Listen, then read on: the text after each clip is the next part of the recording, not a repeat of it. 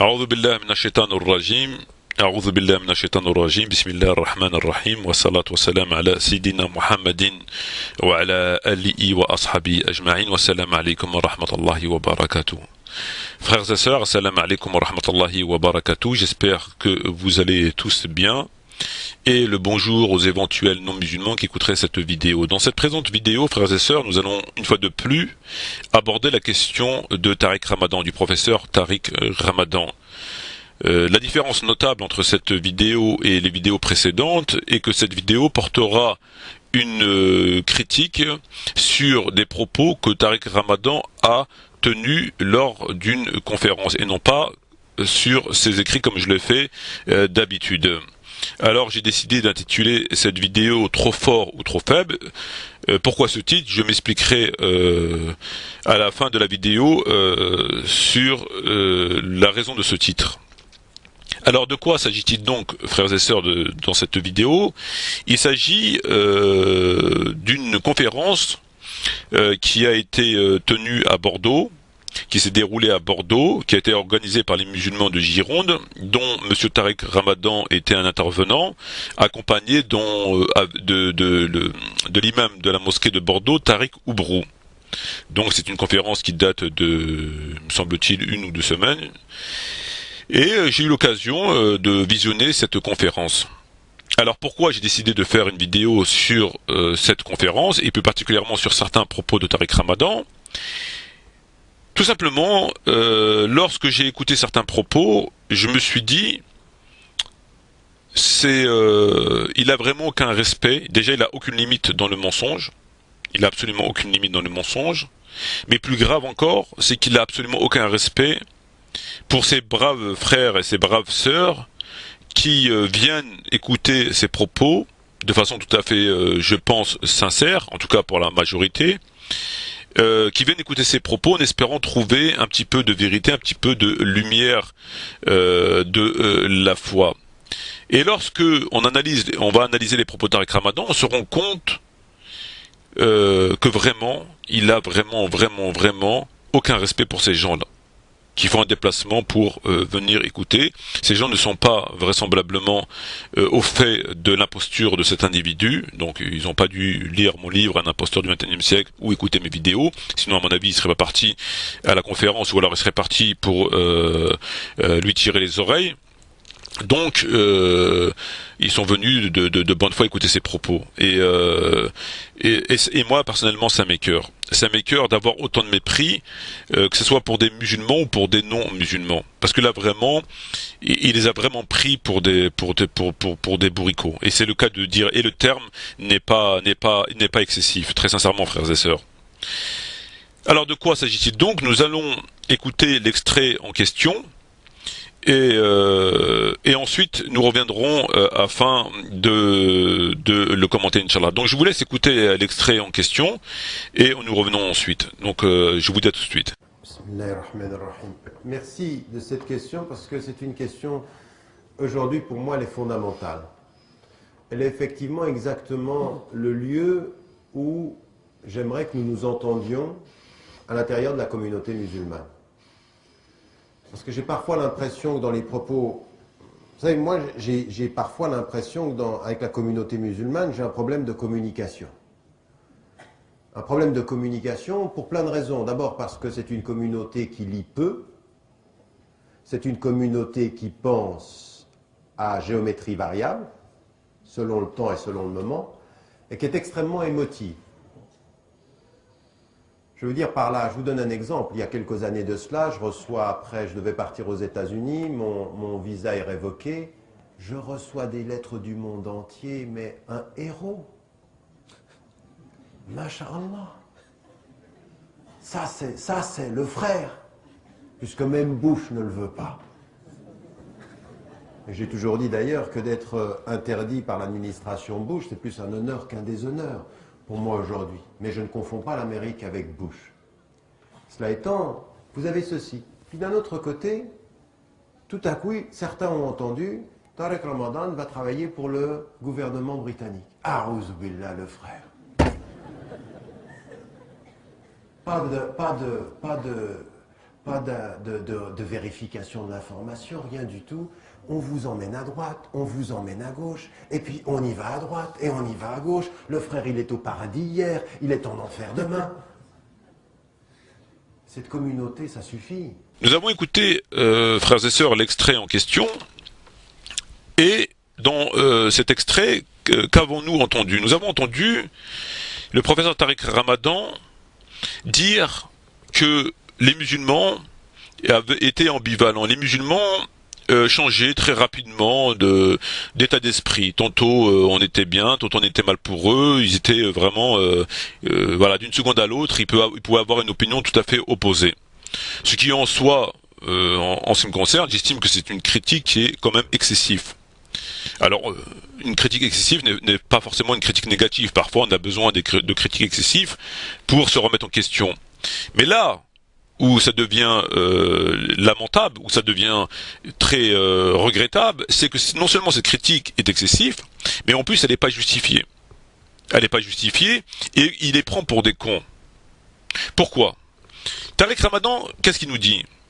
Il nous dit, lorsque mon visa m'a été refusé pour les États-Unis, il a reçu des lettres du monde entier, mashallah, et patati, et le grand héros, et le grand mujahidin, etc., etc. Voilà. Donc il a été, grosso modo, applaudi, etc. C'était le grand opposant, le grand résistant, le grand héros. Mais lorsque les musulmans ont appris que Tariq Ramadan a collaboré avec le gouvernement de Tony Blair et a été le conseiller spécial de Tony Blair contre, nous ont-ils dit, le terrorisme, mais en réalité il s'agissait d'apporter une réponse idéologique par rapport à l'islamisme. Et nous savons dans la terminologie qui est utilisée que l'islamisme veut dire tout simplement islam, puisque si vous prenez le dictionnaire, vous pourrez constater que ce que eux ils appellent, ce que les non-musulmans ils appellent islamisme, c'est les musulmans qui revendiquent un islam politique, c'est-à-dire un islam étatique, donc tout simplement un islam du prophète. Voilà. Donc nous savons que Tariq Ramadan était le conseiller de Tony Blair, le conseiller spécial de Tony Blair, pour apporter des réponses pour contrer la menace, nous ont-ils dit, islamiste. C'est un fait. Alors, Tariq Ramadan nous dit quoi? Il nous dit, à ce moment-là, les musulmans, ils ont dit, A'udhu billah, c'est un lâche, etc., etc. Voilà. Donc les gens, après, on entend des rires, etc. Et donc, à travers ces deux faits, qui ont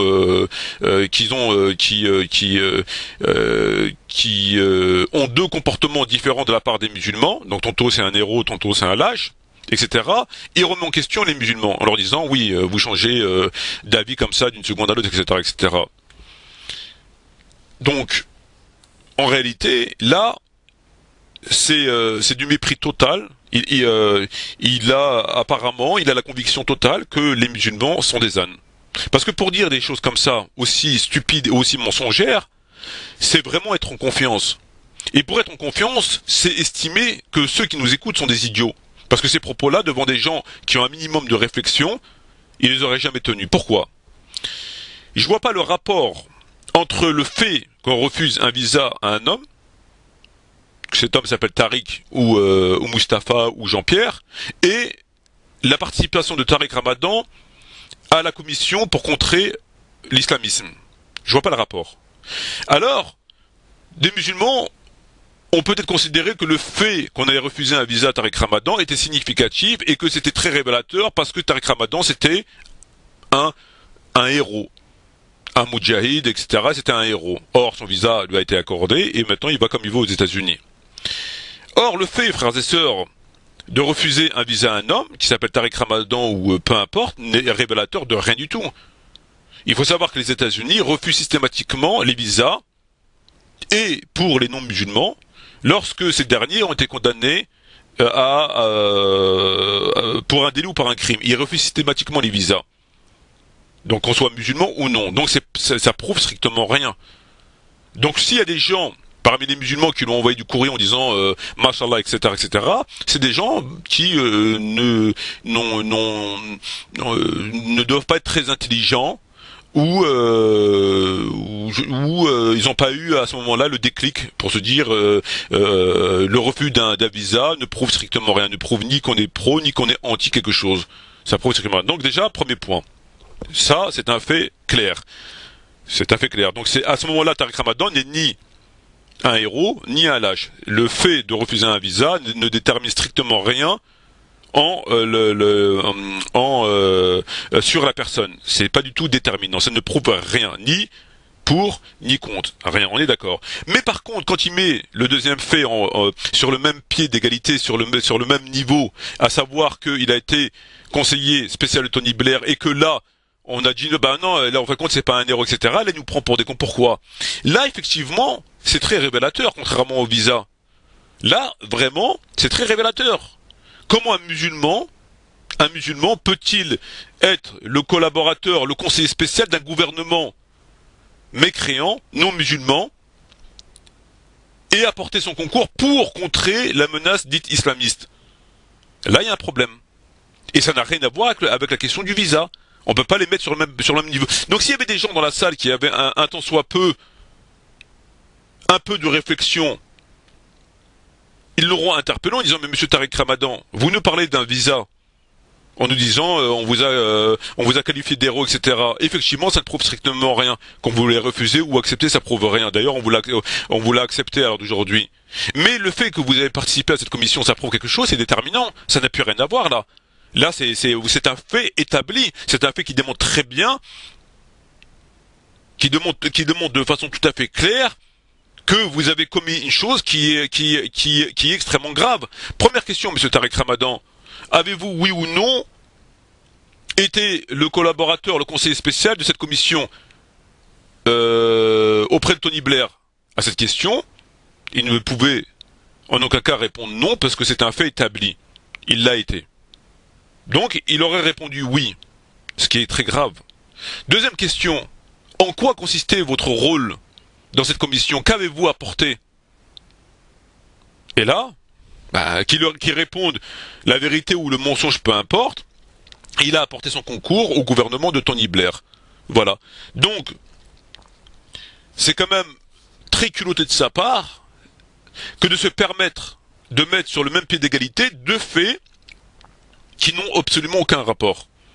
Un est révélateur, n'est révélateur d'absolument rien du tout. C'est un refus d'un visa, comme beaucoup de gens, des non-musulmans, en ont tous les jours de la part des États-Unis. Donc ça révèle, ça démontre strictement rien du tout.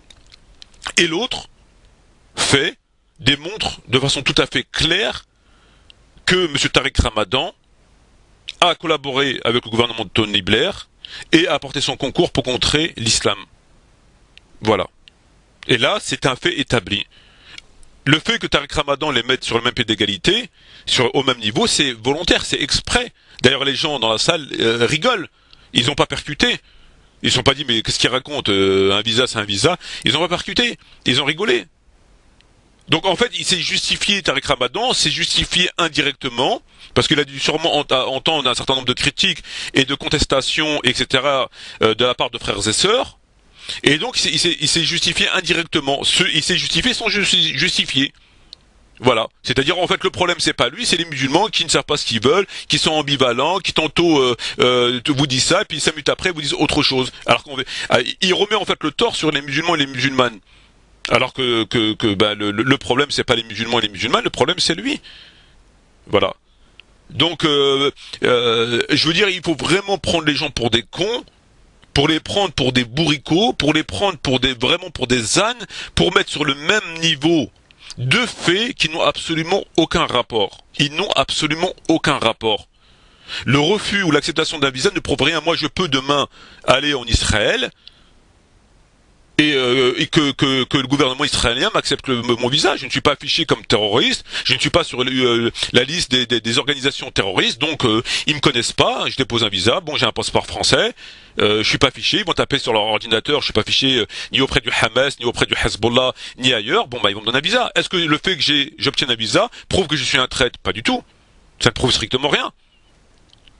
Donc le fait d'avoir un visa de la part d'un gouvernement, et un gouvernement même le pire d'entre eux, c'est-à-dire du point de vue islamique, Israël, ne prouve absolument rien. Donc par rapport à la question du visa Tariq Ramadan, ça ne prouve strictement rien. Par contre, le second fait est révélateur de sa fourberie et de sa complicité dans le massacre des musulmans en Afghanistan et ailleurs. Pourquoi ? Parce que Tariq Ramadan a été conseiller spécial de Tony Blair. C'est un fait et personne ne peut le nier.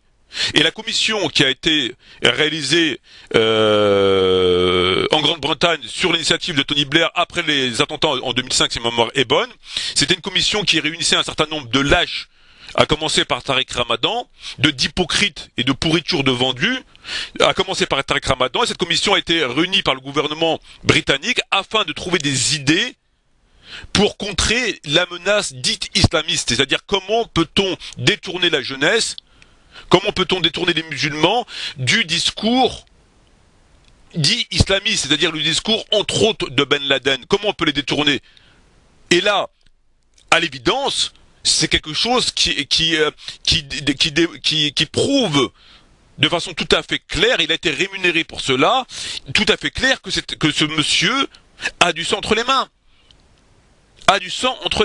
Il a été complice d'un gouvernement qui a récemment bombardé en Afghanistan, qui a bombardé en Irak, qui a massacré des musulmans à travers le monde. C'est le gouvernement de Tony Blair, qui est un gouvernement pro-américain. Nous savons que la position britannique par rapport aux États-Unis, il s'aligne tout le temps sur la position du gouvernement des États-Unis et entre autres George Bush. Nous le savons tous très bien.